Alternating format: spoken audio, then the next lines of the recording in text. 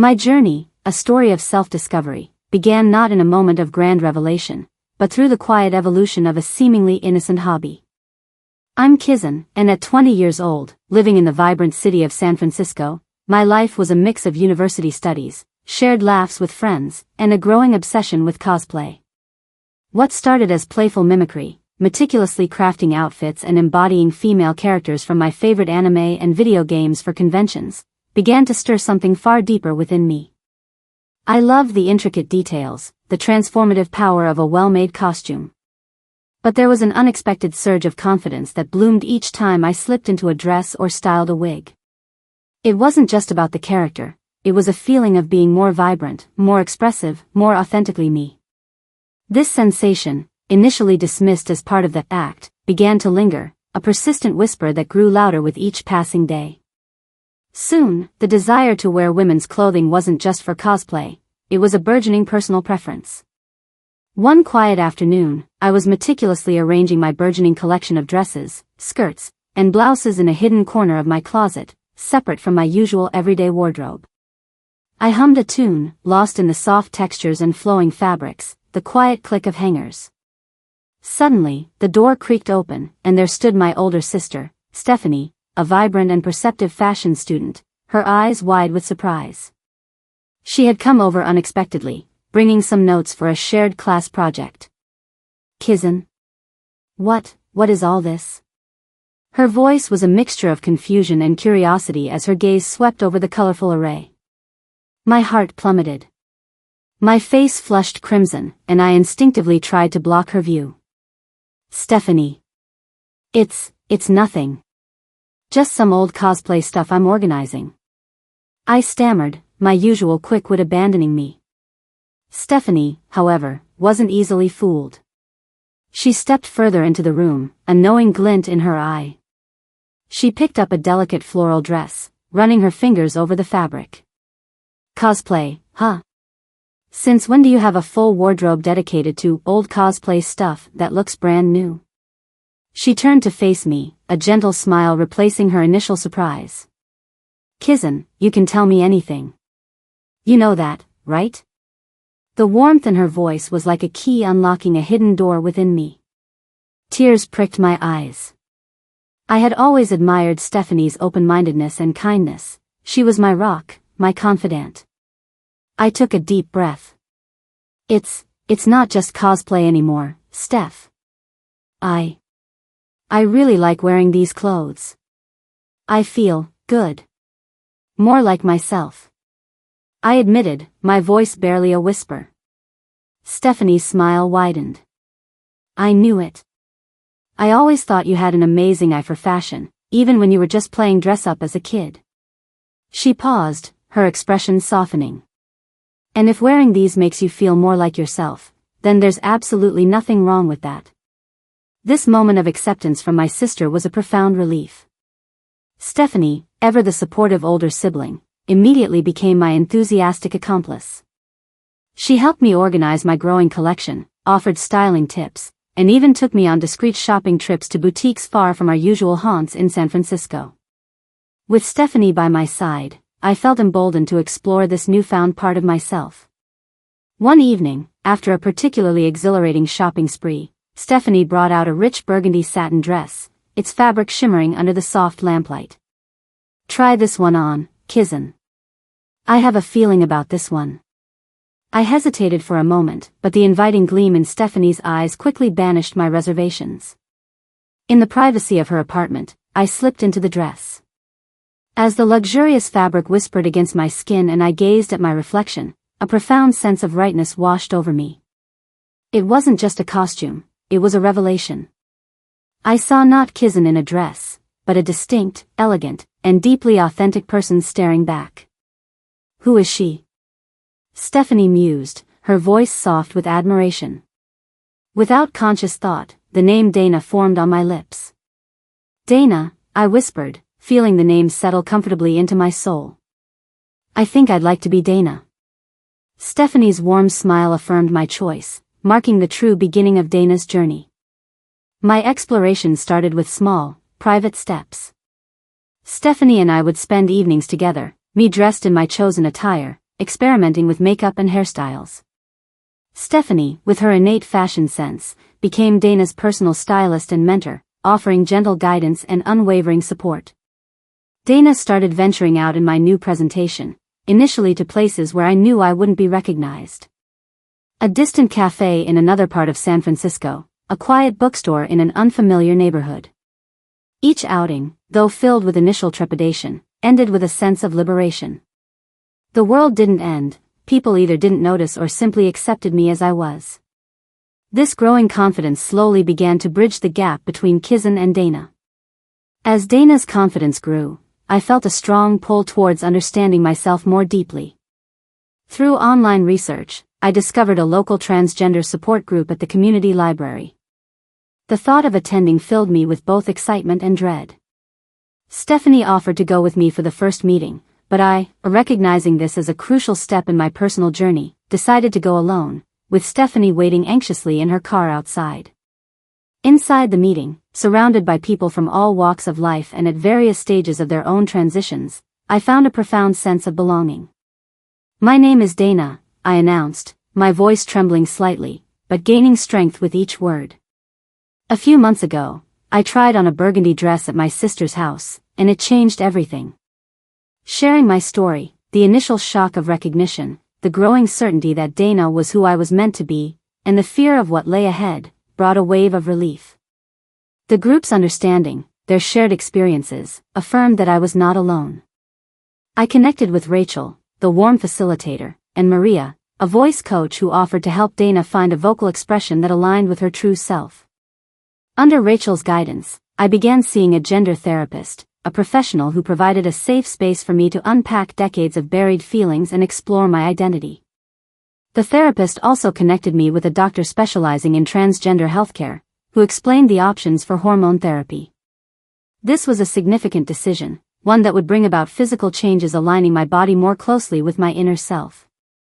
After careful consideration, I made the decision to start hormone therapy, marking another profound milestone in Dana's journey.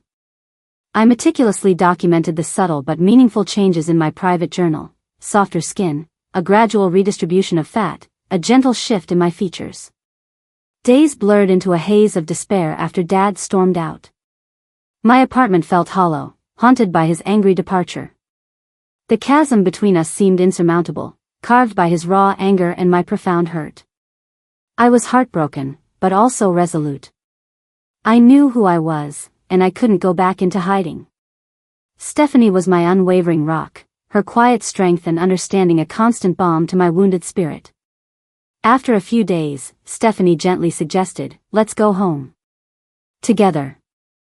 My stomach churned with anxiety, but I knew she was my best, perhaps only, hope. We booked tickets and traveled to our childhood home, a place that now felt both familiar and terrifying. Mom met us at the door, her face etched with worry.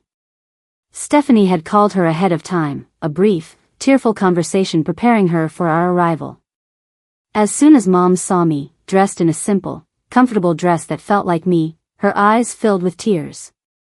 She pulled me into a tight embrace, murmuring, my child," holding me for a long moment before ushering us inside.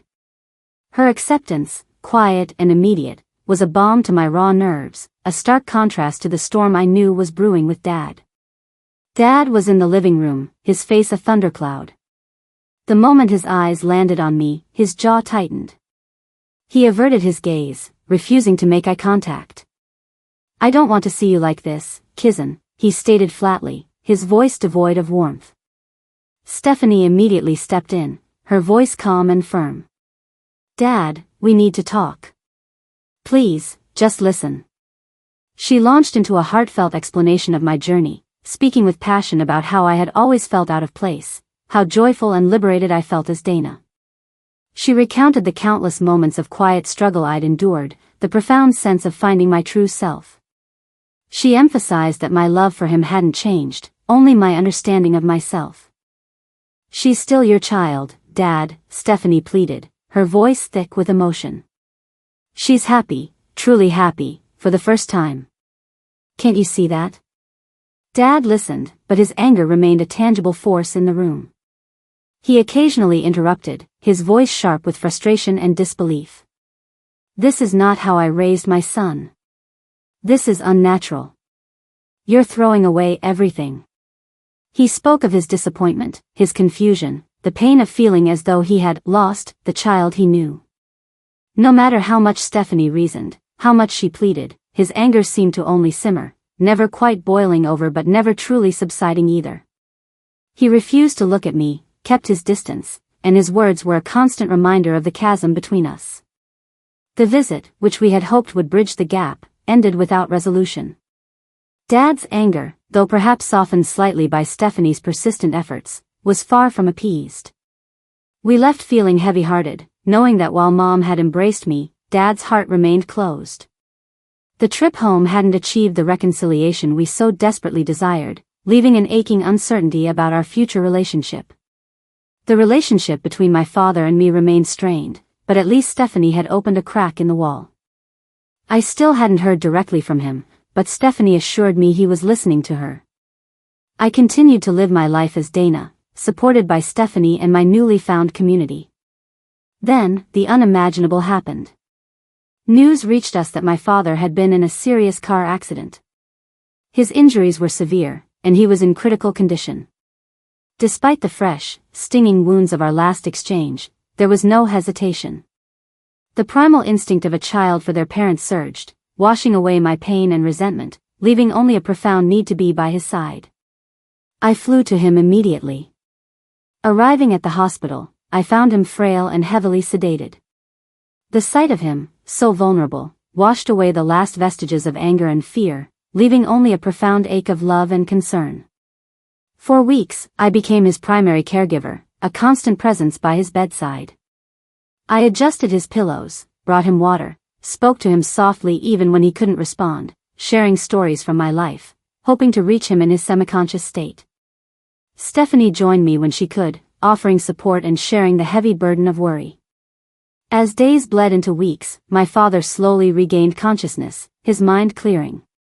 The initial awkwardness between us was palpable, a thick tension born from our unresolved conflict. He averted his gaze, and I respected his need for space, focusing on his physical comfort. But as I continued to care for him, patiently, lovingly, something shifted. He was weak, dependent, and I was there, unequivocally. In the quiet hours of the night, when the hospital was still and only the soft hum of machines filled the air, we began to talk. At first, our conversations were practical, about his treatment, his discomfort, and his recovery. But gradually, tentatively, we ventured into deeper territory. He couldn't move much, couldn't avoid me. He had to listen.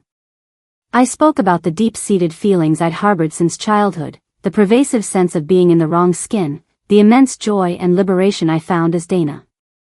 I told him about Stephanie's incredible acceptance, about the transgender support group I'd joined in San Francisco, about the journey I was on to finally become whole. I didn't push or demand.